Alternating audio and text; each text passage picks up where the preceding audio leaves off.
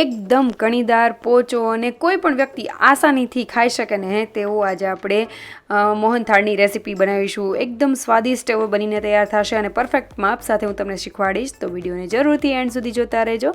તમારું સ્વાગત છે મારી ચેનલમાં અને આપ સૌને મારા જય શ્રી કૃષ્ણ. તો ચાલો શરૂ કરીએ આજની આ રેસીપી. તો સૌથી પહેલાં આપણે ચણાનો લોટ લીધેલો છે મેં, અને સાથે એક બાઉલમાં મેં 3 થી 4 ટેબલ સ્પૂન આશરે મેં દૂધ લીધેલું છે અને એક મોટો ચમચો ભરીને ઘી એડ કરેલું છે. તો તમે જોઈ શકો છો કે ચમચો કેવડો છે, તો એ ચમચાના માપથી મેં ઘી એડ કરેલું છે. બધું વસ્તુ લમસમ જ લીધેલી છે. હવે તેને ગરમ થવા માટે રાખી દેશું અને તે એક થોડો એવો ગરમ થવા લાગ્યા. આ તમે જોઈ શકો છો કે સાઈડમાં બબલ થવા લાગ્યા છે, એટલે મેં તેને ગેસની ફ્લેમ બંધ કરી દીધેલી છે. હવે અહીંયા આપણે આજે મોહનથાળ બનાવવા માટે મેં ચણાનો કરકરો લોટ લીધેલો છે. આ મોહનથાળ જે છે તે 2 રીતે બનતા હોય છે. એક તો જે આપણે ફાઇન પાવડર આવે બેસન, એનાથી પણ બને અને કરકરા લોટથી પણ બનતો હોય છે. તો આજે મેં આ કરકરો લોટ લીધેલો છે અને 250 ગ્રામ જેટલો લીધેલો છે. હવે ઇનકેસ તમારી પાસે એમનેમ ઝાઝો પડ્યો હોય અને તમારે માપ જો કપના મેઝરમેન્ટથી લેવું હોય તો આ પોણા 2 કપ જેટલો લોટ થાય છે. અને મેં પ્રેસ કરીને કપનું મેઝરમેન્ટ નથી લીધેલું, એમનેમ જ જે આપણે રેગ્યુલર લેતા હોય એ રીતે જ લીધેલું છે. એટલે 250 ગ્રામ જેટલો મેં ચણાનો લોટ લીધેલો છે હવે, અને પોણા 2 કપ જેટલો થયો છે. હવે આપણે તેમાં દૂધ જે ગરમ થયેલું છે તે થોડું એડ કરીશું અને આ રીતે મિક્સ કરી લેશું. થોડું દૂધ એડ કરવું, નહીંતર વધારે મોટા ગાંઠા થઈ જશે અને તમને હેન્ડલ કરવું આપણને અઘરું પડે થોડું, એટલા માટે. તો હવે આપણે તેને ધાબો દેવાની પ્રોસેસ કરી રહ્યા છીએ. તો ધાબો દેવાથી તેમાં સરસ એવી કણી પણ પડે છે અને આ રીતે તમે ધાબો દેશો ને તો બહુ સરસ એવું રિઝલ્ટ પણ આવશે. તો તમે જોઈ શકો છો આ રીતે હું થોડું દૂધ લેતી જાઉં છું અને ચણાના લોટને કઈ રીતે કરતી જાઉં છું. આ રીતે થોડો આમાં હાથની મદદથી ફેરવશો ને એટલે તેમાં નાની ગોળીઓ બનતી જશે. એક તો ચણાનો લોટ કરકરો છે જ, પણ તેમાં થોડી નાની કણીઓ પણ બનશે ને એટલે એકદમ સરસ એવો દાણેદાર એવો આપણો આ જે મોહનથાળ છે બનીને તૈયાર થઈ જશે. હવે મેં બધી સરસ એવો કણી પાડી લીધેલી છે. અહીંયા મારે ચાળવાની જરૂર નથી પડેલી, કારણ કે મેં હાથની મદદથી જ આ રીતે કરેલું છે. બહુ વધારે મોટી કણીઓ નથી રહેલી, તો એમનેમ જ હું અત્યારે પ્રેસ કરીને તેને રાખી દઈશ. જો તમારે બહુ મોટી કણીઓ પડી હોય તો તમે તેને ચાળીને પણ એક સરખી એવી કણી કરી શકો છો. તો મારે જરૂર નથી પડી એટલે મેં નથી કરેલી. હવે તેને પ્રેસ કરીને અડધો કલાક કે 1 કલાક માટે રાખી દઈશું સેટ થવા માટે. કણીઓ સરસ એવી સેટ થઈ જશે. ત્યારબાદ આપણે એક ખાંડણી લઈ લેશું અને તેમાં મેં આ રીતના જાયફળ લીધેલું છે અને એલચી લીધેલી છે. તો બંને વસ્તુને લઈ લેશું. જાયફળ મેં તમને દેખાડેલું એ રીતે આખું જાયફળ હોય, તેમાં ઉપરનું ફોતરું છે તે ડાર્ક બ્રાઉન કલરનું હોય અને અંદરથી આ રીતનો ઠળિયો નીકળે છે. એમાંથી જ આપણે ઘસીને લેવાનું હોય છે બીજને.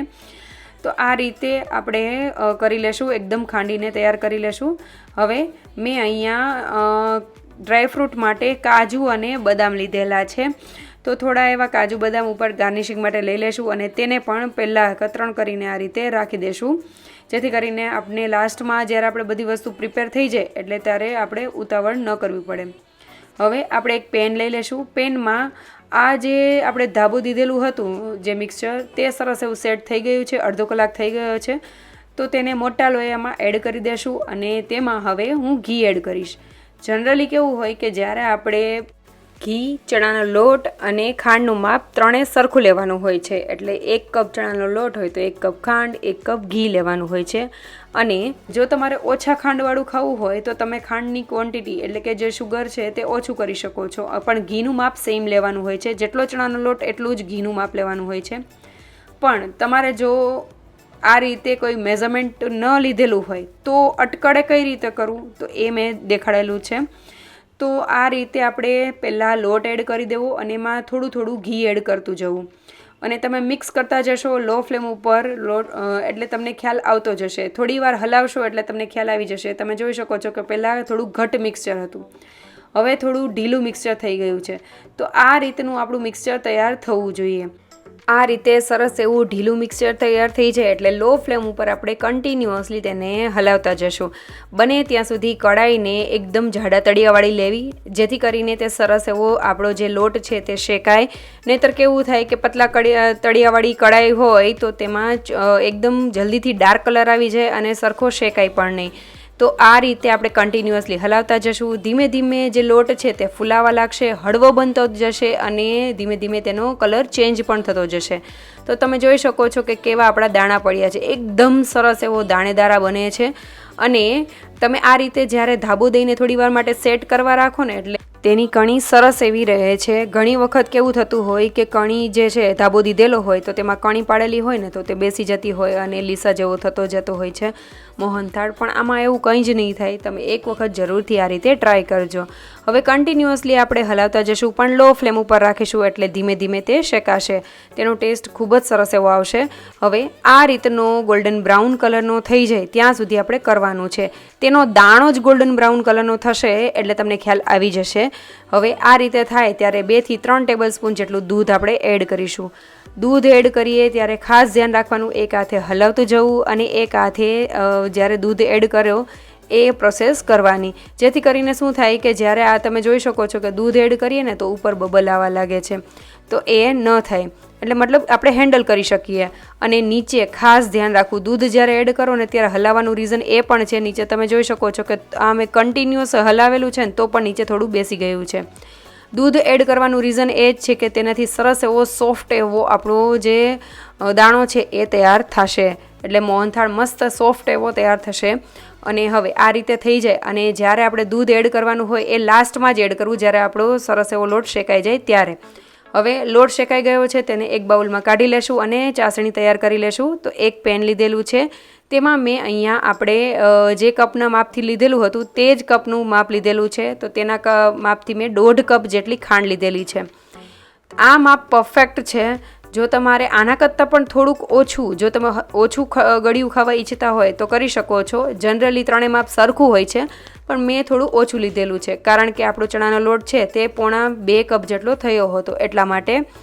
તો આ રીતે આપણે ખાંડ એડ કરીશું અને તેનું અડધું એવું પાણી એડ કરી દેશું અને તેને ખાંડ ઓગળી જાય ત્યાં સુધી કરી લેશું. હવે તેમાં કેસર અને ફૂડ કલર મેં એડ કરેલો છે, કે ઓરેન્જ ફૂડ કલર એડ કરેલો છે. મેં બહુ ઓછો પ્રમાણમાં ફૂડ કલર એડ કરેલો છે. તમારે જે રીતે તમારે જેવો કલર જોઈતો હોય એ રીતે એડ કરવો. અહીંયા મારે બહુ ડાર્ક એવો કલર નથી જોઈતો એટલા માટે મેં ઓછો એડ કરેલો છે. હવે કન્ટિન્યુઅસલી તેને લો ફ્લેમ ઉપર થવા દઈશું અને આપણે આ ચાસણીને 1.5 તારની ચાસણી બનાવવાની છે. તો એક વખત થોડી ઘટ થવા લાગે એટલે ચેક કરી લેવી. આ રીતનો એક તાર થઈ જાય એટલે 2 થી 3 મિનિટ જેવું મેં તેને થવા દીધેલી હતી લો ફ્લેમ ઉપર, જેથી કરીને 1.5 તાર થઈ જાય. અને પ્લસ મારું પેન જે છે તે વધારે જાડું છે એટલે એમાં પણ થોડીક વાર ગરમ થશે એટલા માટે. તો તમારે 1.5 તારની ચાસણી કરી લેવી. હવે આપણે ચાસણીને જે ચણાના લોટનું મિક્સચર છે તેમાં એડ કરી દઈશું.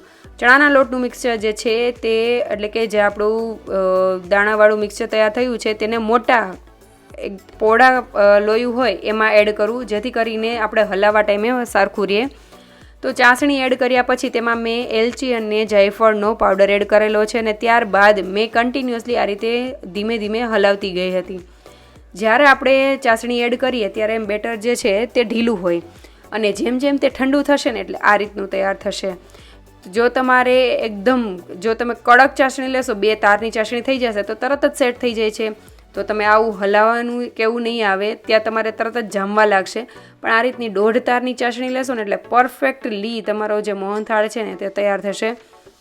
અને વાતાવરણ ઉપર પણ ડિપેન્ડ કરે કે તમારે કયા વાતાવરણમાં, એટલે કે શિયાળો, ઉનાળો, ચોમાસું, તો એ પ્રમાણે પણ ચાસણી લેવાની હોય છે. તો અત્યારે મેં 1.5 તારની લીધેલી છે. હવે તેને એક મેં ચોકીમાં ઘીથી ગ્રીસ કરીને ઢાળી દીધેલું છે, ઉપર ડ્રાયફ્રૂટ એડ કરીને સેટ કરી દીધેલું છે. રૂમ ટેમ્પરેચર ઉપર તેને સેટ થવા દઈને પીસીસ કરી લીધેલા છે અને તમે પીસીસ પણ જોઈ શકો છો કે કેટલા સોફ્ટ બન્યા છે. એકદમ દાણેદાર, ટેસ્ટી, પોચો, કોઈ પણ વ્યક્તિ આરામથી ખાઈ શકે ને, દાંત વગરના લોકો પણ, એવો બને છે આ મોહનથાળ.